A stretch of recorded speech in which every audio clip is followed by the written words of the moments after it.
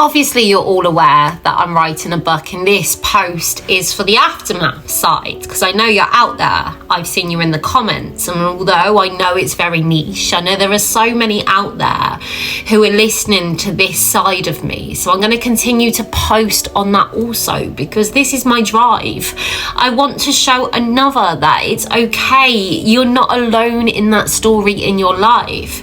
And I'm writing a book, and I hope to dream that one day it should get published and others can get to read this same way, a different story, a different path, a different trauma, but we all in the aftermath, I feel that we align the same. And in my book, I sort of just wanted to create different perspectives, you know, a bit of a connection of the dots and understanding on both sides, because when we was in the refuge, I was sat down and I was told as a girl in that time that if you don't break the cycle, you will go on to be abused. And my little brother, who was in the same time of his life as me, younger than me in fact, who had been witness to the same trauma, was sat down and told, if you don't break the cycle, you will go on to abuse. And even at that time, at 14 years old, of everything I'd seen, I knew this was wrong.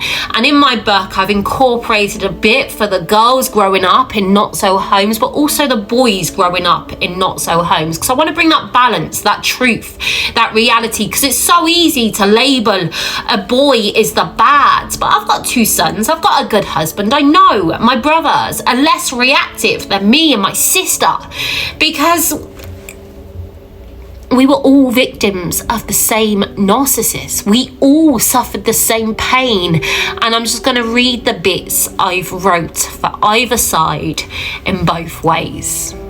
And for the girls in these not-so homes, I wasn't shown how I should be treated by a man or to have a love from a dad. Only the bad side I see in existence. I was never good enough to be loved. I was never given the tools to equip me for life, to understand my strengths, only weaknesses. All I knew, if I didn't want to find myself in the same situation in my future, my life, and my children, to witness the pain that I see in her eyes, I needed to be like her. I watched my mum fight back at times and quickly understood that one day I may need to replicate, to be on guard. I felt weak and sad and cried a lot, but that was the luxury I had the minute it was found out I was a girl inside. But it was okay. My big brother was always there to help me along. He was strong, our saviour. Sometimes he would cry, but I knew it had to be really bad. And when that happened, that scared me inside, as I knew his heart could not take any more and just wanted to hide. I could not do a lot in these moments to help him. And I didn't know how, as the role reversal was weird to see, as he was always there for me. And I too was frozen to the core. I watched her weak and cry and want him to take her life.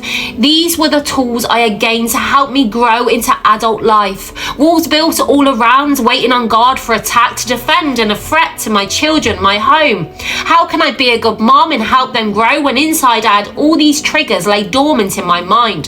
These memories on repeat with no escape, with that fear of becoming my mom and the woman in the refuge telling me in the office that day is what I would become. Feeling a failure inside and never being pushed to thrive, just inbuilt way of how to survive. My battle inside is I would always be a victim. This was my place, for I had been told. And for my brothers, see, boys growing up in these not-so homes haven't been shown how to treat a woman or child, but have had the biggest lesson found not to be a dad and husband.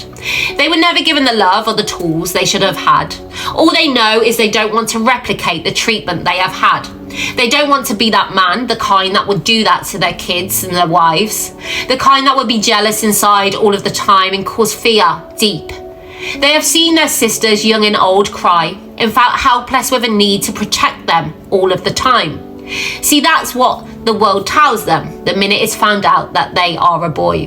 When watching their moms get thrown about, they could never shed a tear. They had to keep it locked inside. Only sometimes when the fear was so crippling, running around in that loop, frozen to the core, it would take over and allow them to. Here is the battle that they are facing. Striking a balance to be a kind dad, a good man in life, that rat race of society, which tells them they are at risk of now beating their own. The lady told my brother this when sat in the refuge in the front office.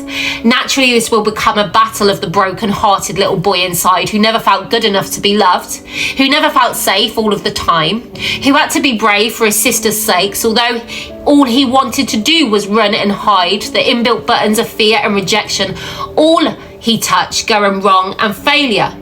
For they were never praised or encouraged in times of achievement.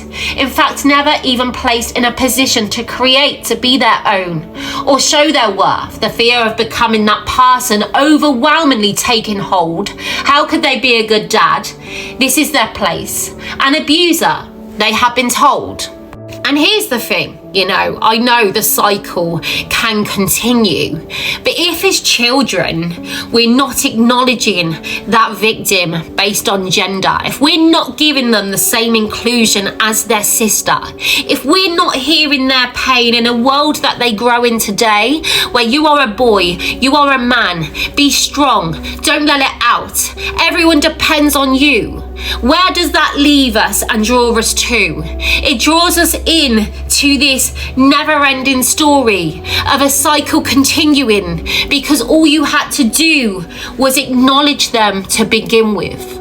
And that's just my thoughts, my feelings drawn on this as I started to type my book and see the bigger picture in all that I had as I used it to help me move past all the confusion and insecurity. And it's the biggest tool of validation I have ever been a part of, and it's all on me, validation for me with no one to thank but me, and that is priceless for me being the word, because you are deserving, you are worthy, you're allowed to be proud of you, so yeah.